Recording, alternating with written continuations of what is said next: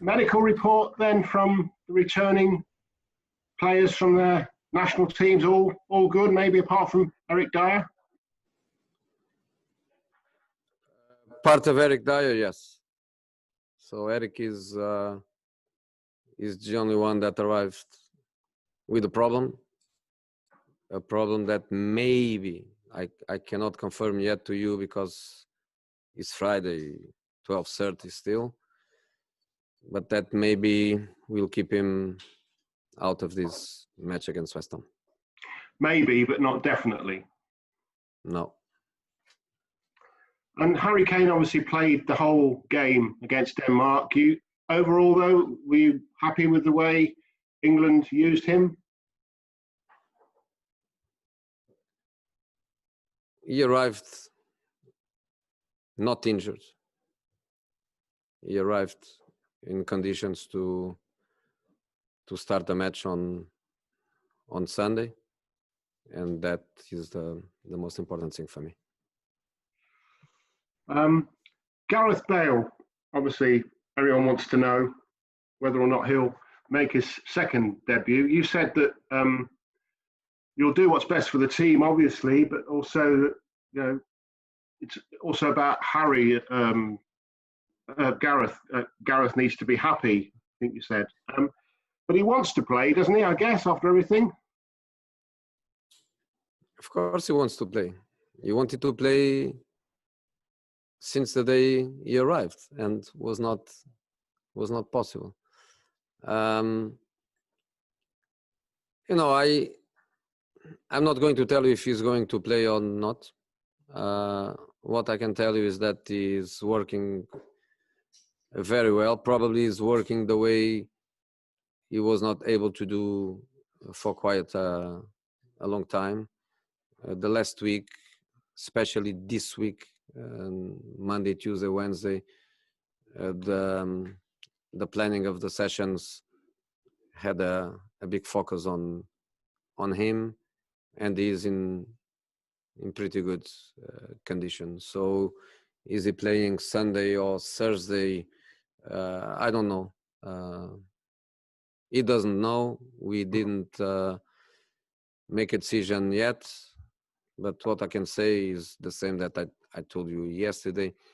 The team is the most important thing.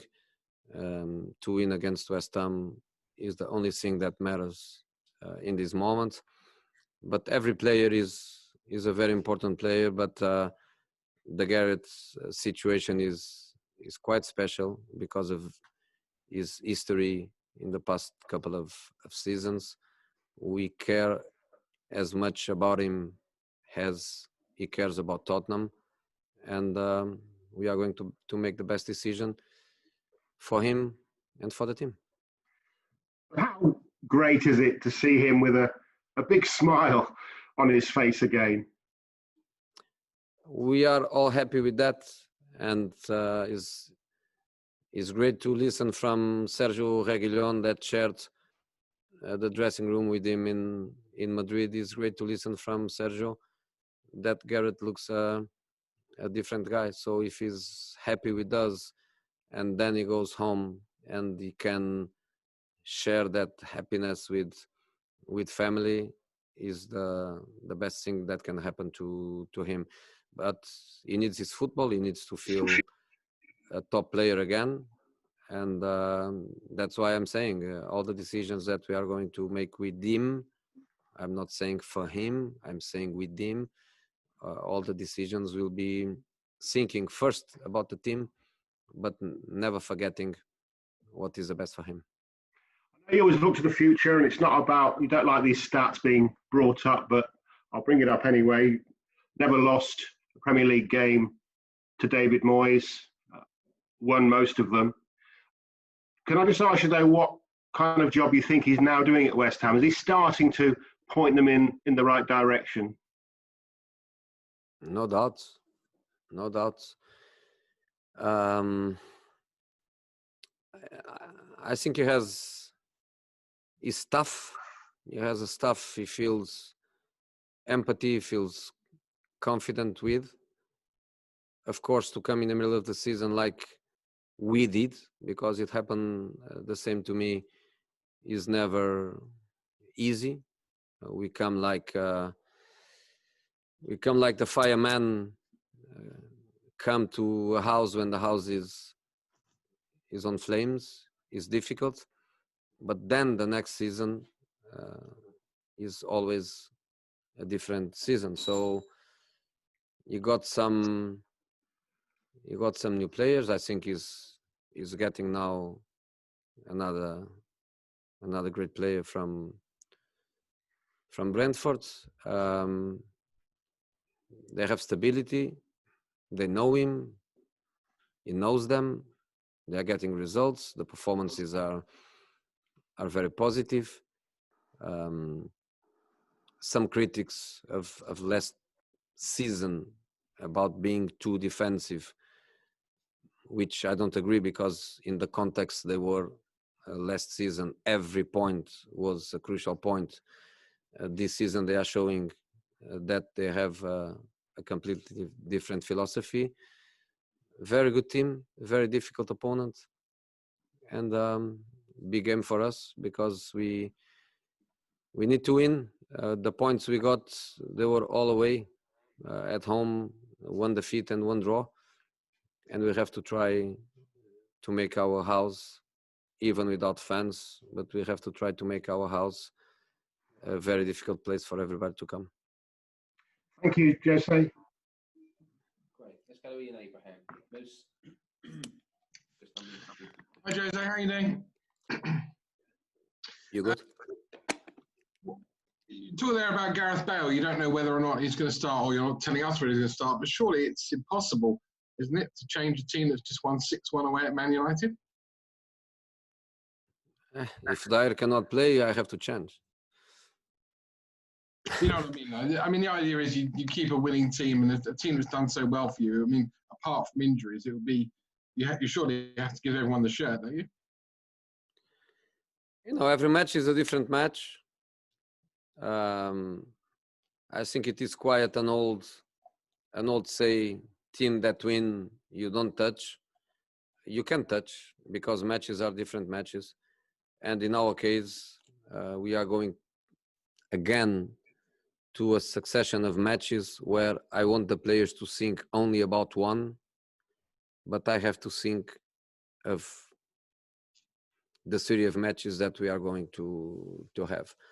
So I have to build teams ready to compete in every competition, in every match, and I think is a great occasion, especially because everything closes today. Even the markets involve the EFL clubs and players. I think is a great opportunity to publicly thank my boss, my board, Mr. Levy, the structure, Steve, everybody involved in the transfer window, because what they did for the team was amazing in such a difficult period, where I always believe that we were not able to reach some of the targets, some of the needs. The club made an incredible effort. Mr. Levy showed once more that when he wants and when he is really involved, is genius in the way he makes deals happen, and I can only publicly thank them for what they gave to the team. And now is for me, for my staff, for the players to answer in a positive way and to have a good season. This week, everyone was talking about the project Big Picture, which has been ditched now. But I was just wondering what your opinion was, because obviously football in this country is more than just Spurs, West Ham, more than just the Premier League. It's about the pyramid as well. How, in your way, do you think it would be best that we can help every club in this country? You know, the project is that. Rest in peace. And I have not much to say about it.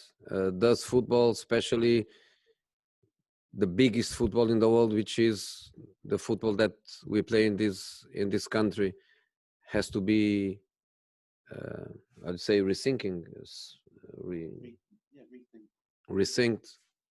Of course, yes, but of course has to be good for everybody and not just for a certain elite. So that project is dead. Hopefully, people can work in different projects, but a project that satisfy everybody.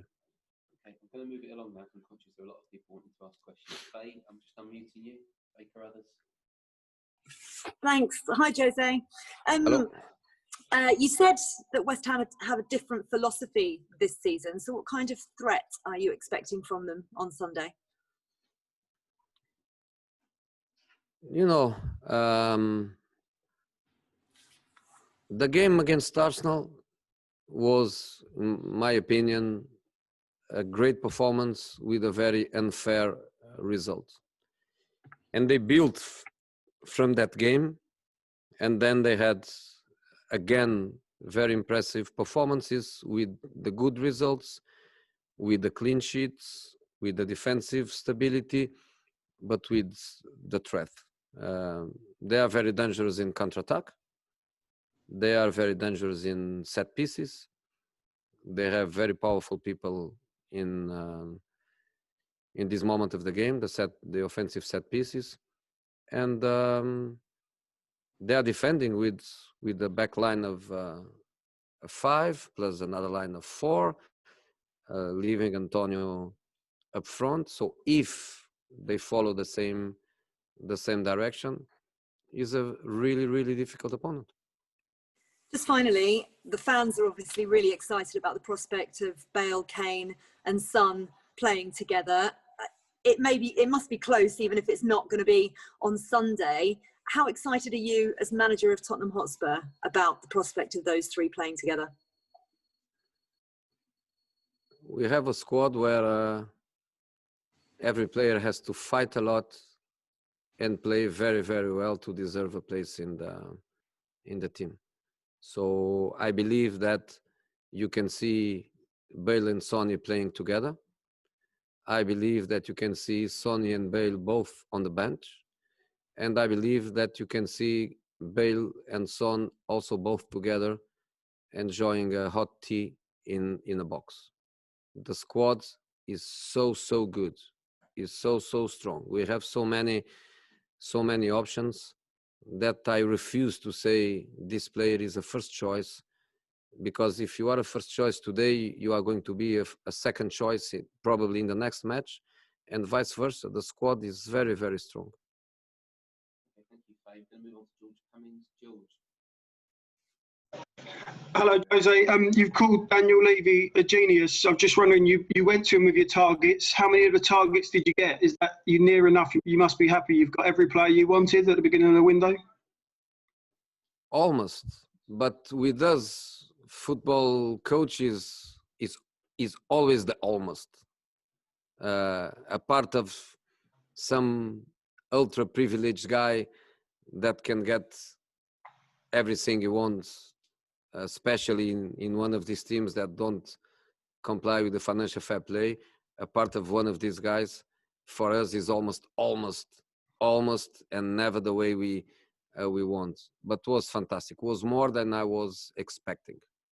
In my analysis of the team and the team needs and the team evolution, we were speaking about different targets, but I never thought that we would go so far as we did, especially because of the moment. And I can only praise what the board did for the team, and I can feel even in the players this feeling that I love, which is the feeling of they are happy but they are worried.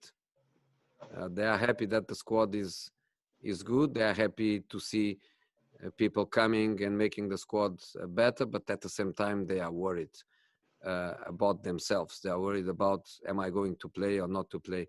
This is the kind of a feeling that you have in the top teams, and we are having that now. You mentioned the potential. I know you don't want to talk about individually, but for you, this has got to be one of the most lethal strike forces you could potentially manage? I know you've managed great ones before, but this is up there, isn't it? With the number of players, yes. Of course, I had incredible attacking forces. I remember, for example, my first season in Inter, and was not the season we won the treble. The strikers were Ibrahimovic, Adriano, Hernan Crespo, and I had these in more than one club. But looking just to the attacking three positions, Kane and Vinicius, Son, Bergwijn, Bale, Lamela, Lucas, and maybe I forgot somebody, especially on these three attacking positions, is top quality and great numbers. And the last one from me, Arsene Wenger's got a book out. And you don't seem to get a mention. I was just wondering if you know why. Sorry? Say it again, George. I couldn't hear you, to be honest. Arsene Wenger has a book out. There's no mention of you in it at all. So I was just wondering if you know why. Because he never beat me. You are not going to do a chapter about 12 or 14 matches and never win it, never win one. So why should he speak about me in his book? A book is a thing to make you happy, to make you proud. So I understand perfectly the situation. Jonathan, Bill, coming to you now. Unmute. Hi there, Jose. Giovanni Lo Celso and Jaffet Tanganga pulled out of their international duty. Are they both fit for the weekend? No, they are still injured. Yeah. Yeah. What is Lo Celso's problem? Is it the hamstring? Yeah. Is he going to be a long one? Don't think so. I would say next week. Next week. I would Okay. say And, probably next week. But we'll move on to the next one. Alistair Gold, Ali. Hello, Jose. Hey. Just want to ask you, you mentioned in there briefly Carlos Vinicius. You've had a couple of weeks to kind of work with him firsthand. I mean, what have you made of him so far and how he's settled in, and could he play any part on Sunday? Yeah, he can play. He can play, of course. Never easy to come from a different country, a different football. It's never easy when you don't speak the language, but incredible support, incredible friendship immediately from some of the guys. Lucas took immediately care of him. Of course, the communication with the staff helps. He needs to adapt to the intensity of this work, to the intensity of this football.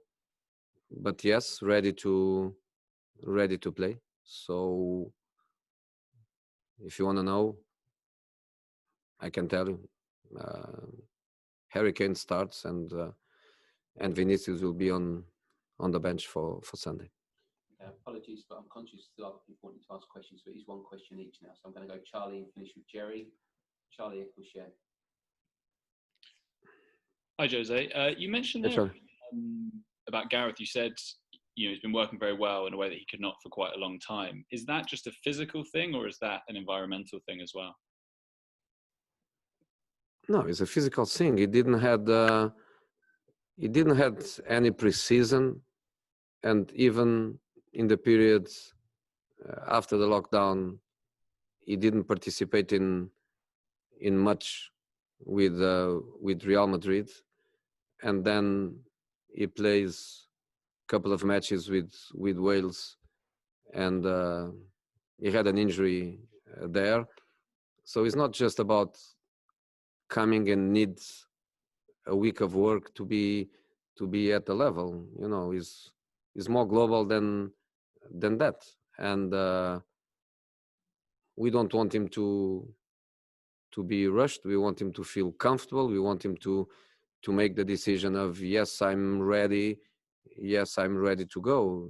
Is more about that. So, but he's working so well, and just evolution in everything, in every data, in every aspect of his condition. So he's there. Probably he plays Sunday. If he doesn't, he will on Thursday. But he's there. He's very, very close. Okay, Jerry, last question, please. Hi, Jose. Can you hear me okay? Yeah, I can. I don't know if you know this, but a body language expert has been studying footage of you on the touchline and in press conferences. And her conclusion is that you look happier and more energized than you have done for a couple of years. Is that how you feel? So no, they don't see that I have an injury on my right shoulder. No? It's getting better.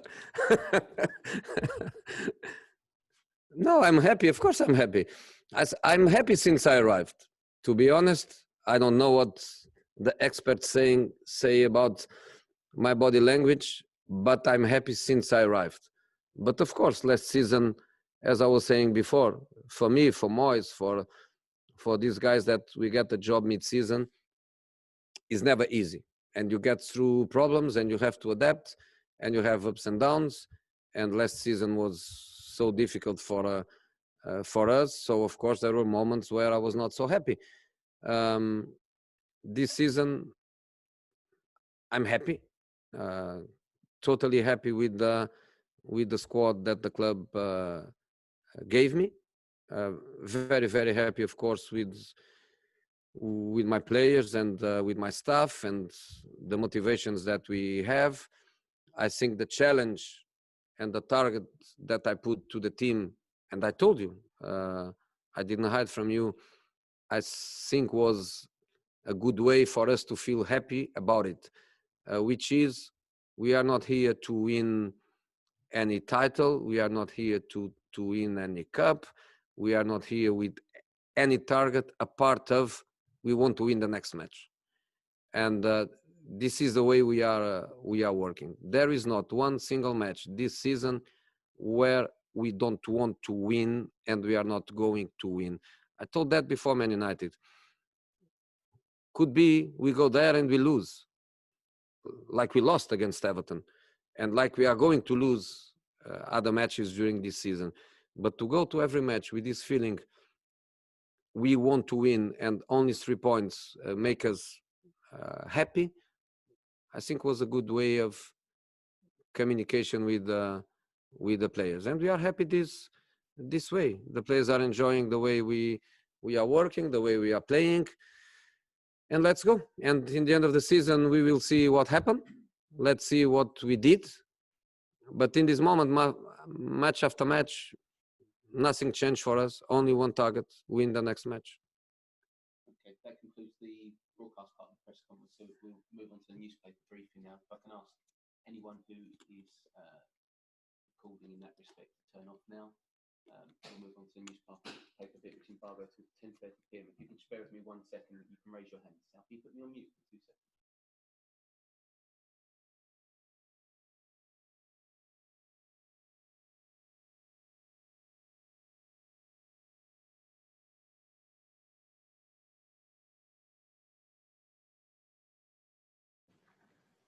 Okay, guys, we'll move on to the newspaper bit now. Matt Law, I see you first one with your hand up, so we'll come to you straight away.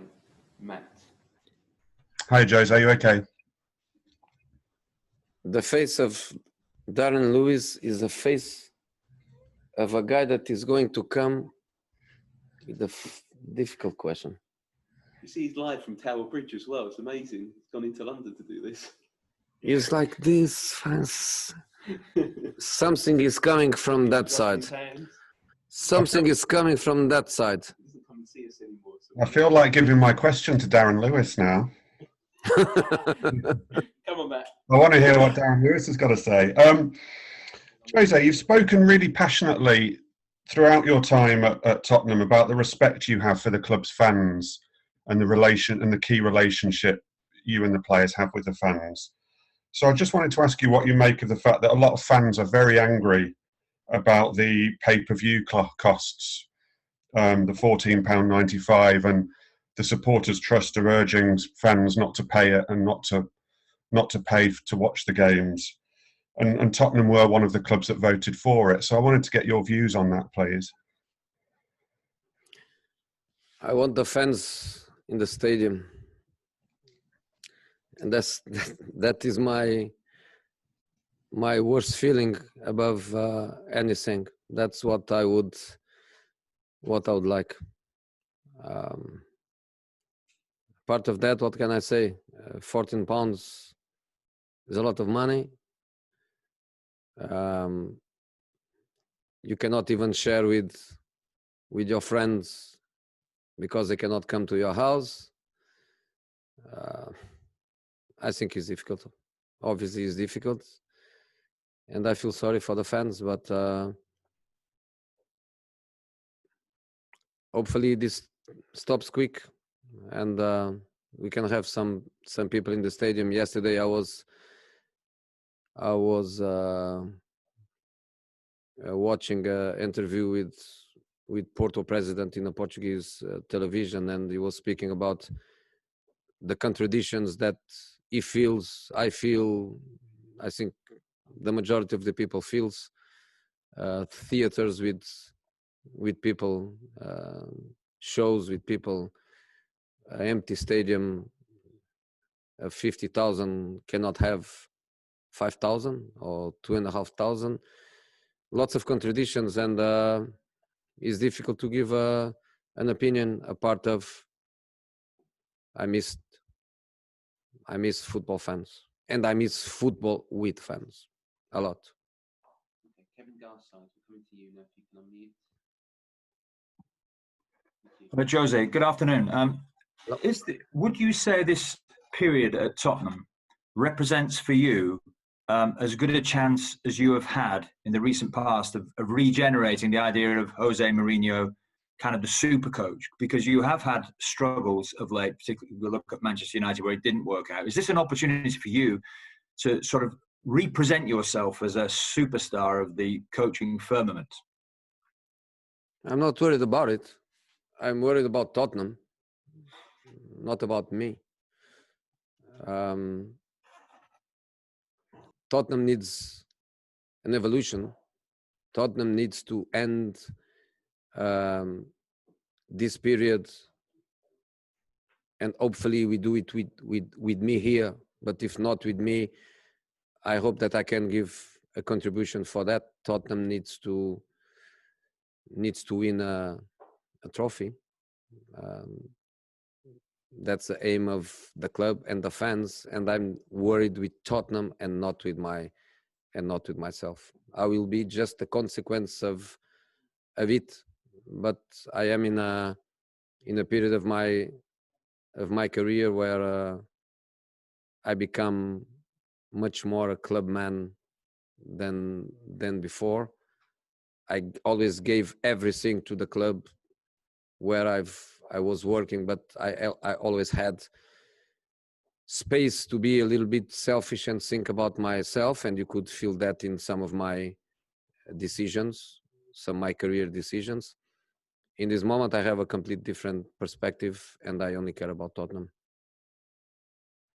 Okay, we're going to move on to Matt Barlow. Matt, just unmuted you. Hello, Jose. Hey, Matt.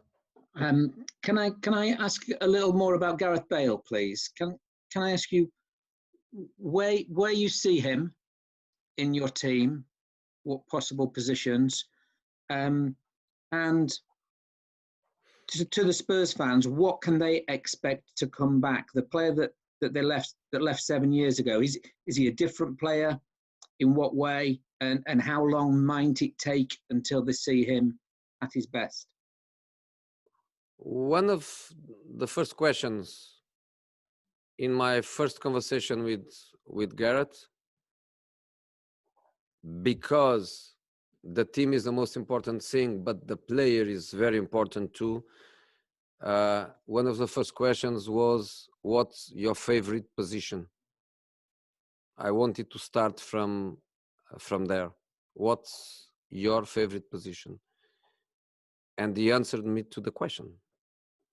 Does that mean that is going to be used always in that position? No, because the most important thing is the team, and he will play where the team needs him to play. But he was very clear by saying his favorite position is on the right.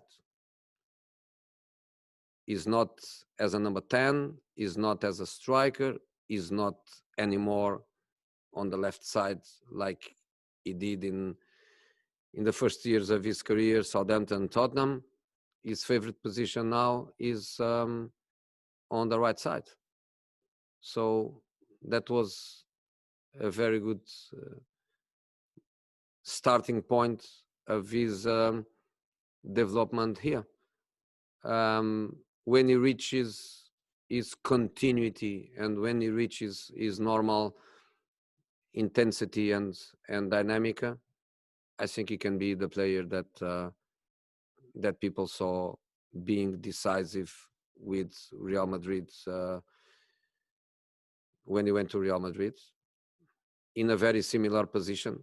Real Madrid was basically Bale, Benzema, Ronaldo, with Bale playing fundamentally from the right, and that's the position he prefers. Okay, the moment to come. The last question, and it's Darren Lewis. Oh, here we go. The pressure now, Jose. See what you've He's done. So look at. I can't do it. Pressure's on. Harry Kane. Would you, now that Bale is there to do all that work on the right and outside the box, would you prefer him more inside the box? He's been very selfless, setting up chances. We saw in Southampton game some wonderful balls in for Sonny.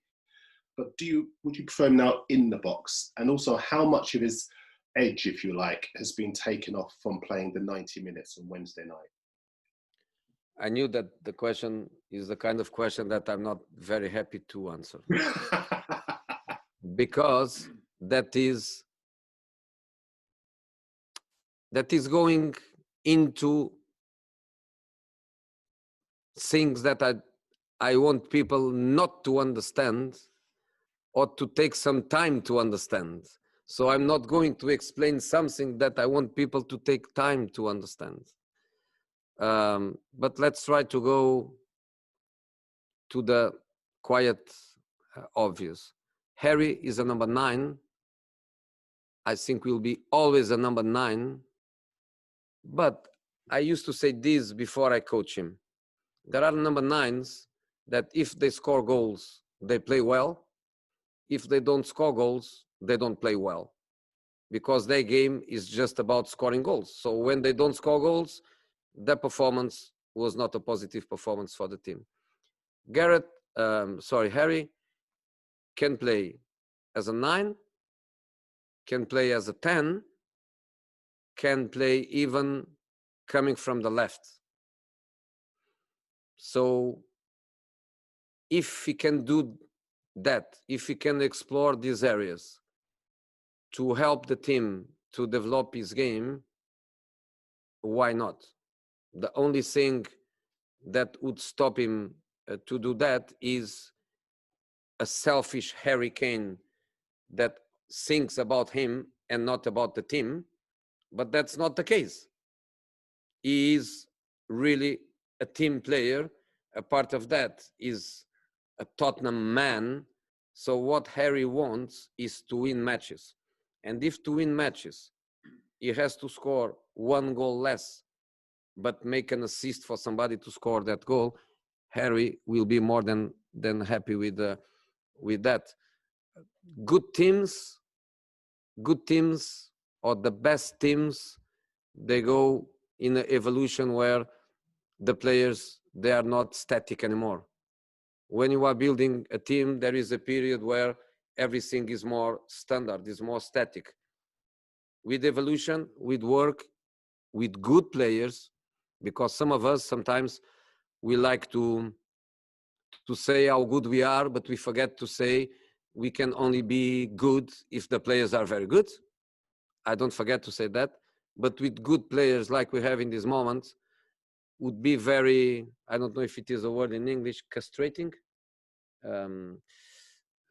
Is like when you stop somebody to express herself. I don't want to stop my guys to express themselves.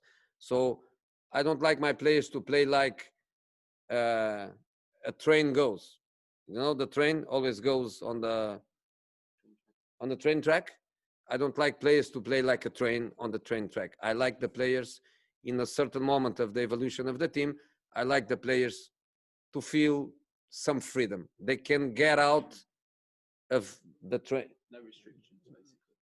You know, and with players like the ones we have, and I'm not going to say Harry and Bale because I have to say Harry, Bale, Bergwijn, Lucas, Sonny, Lamela, and I forget maybe